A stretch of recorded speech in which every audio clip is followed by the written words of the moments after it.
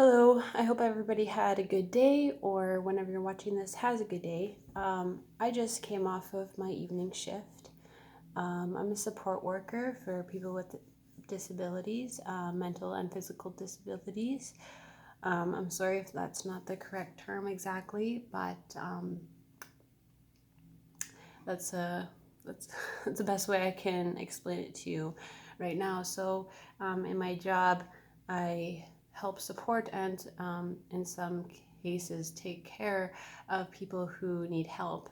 It can vary from people needing just a little bit of assistance with cooking or cleaning, and to full personal care, which includes everything, helping them with their hair, combing their hair, cutting their nails,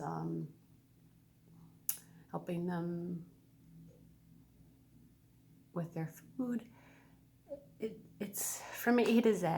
We distribute medication, and that's something that is a little bit different than regular like healthcare aid jobs. We do a lot in the home to help the person, ranging from some medical care to basic needs. So I'm just today I'm talking to you very open and honestly. Excuse my look, I'm kind of ready for bed and whatever else. Just had a shower. So today it kind of hit me a little bit harder.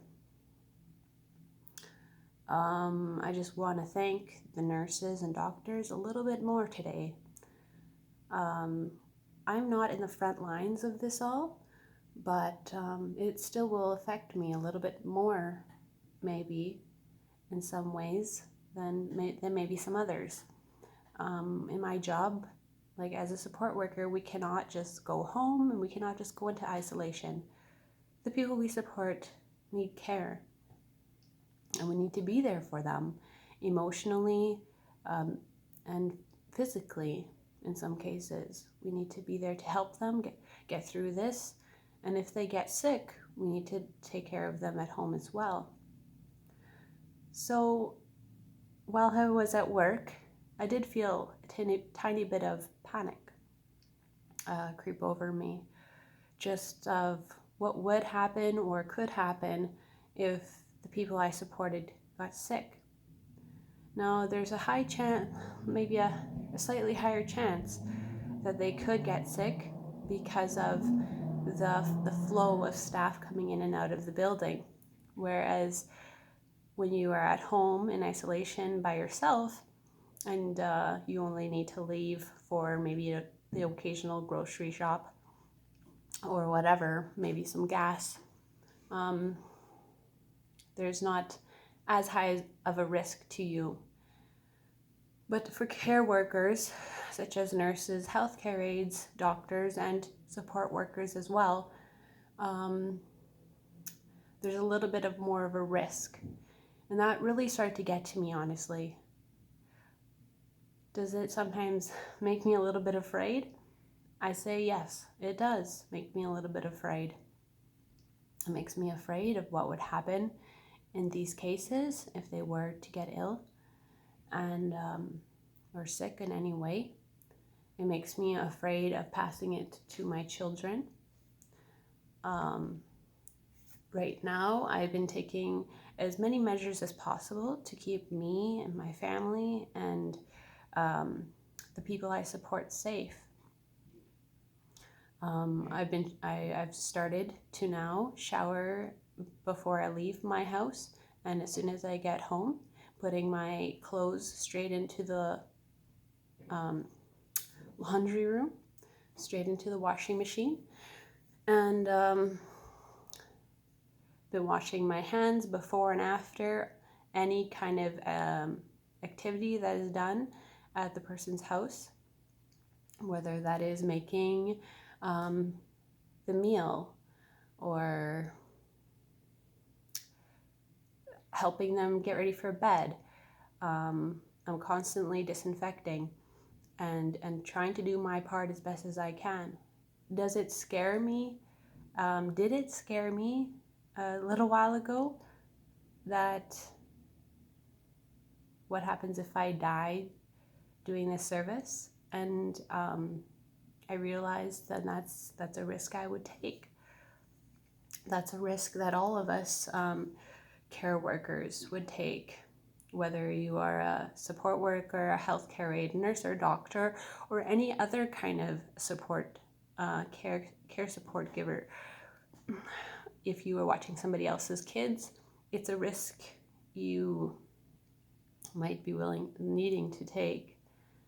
I did have a minor breakdown when I got home, but I do want to say that excuse me, I don't want to cry, but I'm thankful. I'm thankful for my upbringing. I'm thankful that my parents raised me in a belief of a Christian home.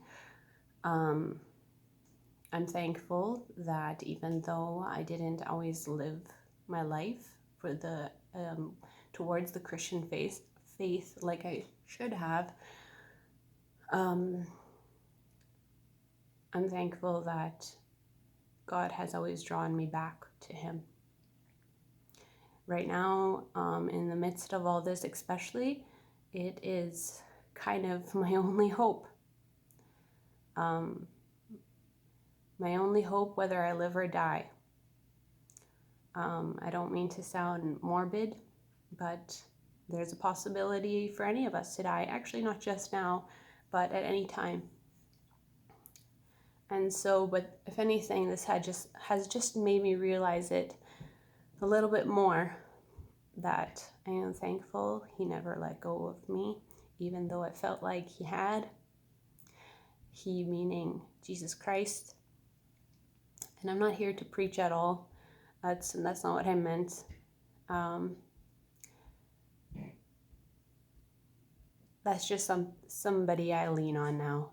And so I just want to give another thank you to everybody who's out there doing the best that they can through all of this. I urge you to try your best to stay strong and stay positive, and try not to let the media get to you too much. It is very toxic to constantly hear about all the negative things that the media has to say, even if they are true. To hear them constantly will put a toll on you. So please, yes, keep informed. I urge you to keep informed, of course. It's good to have that knowledge, but try not to analyze and overwatch these things. Try to keep in a positive mindset, and we'll get through this. I mean, the world's gonna get through it, whether we live or die, whether I live or die. The world's gonna most likely keep going, unless it's decided otherwise. But just keep your mind focused ahead, and you'll be okay. Keep in touch with the people you love and care about. Keep talking to people who are encouraging.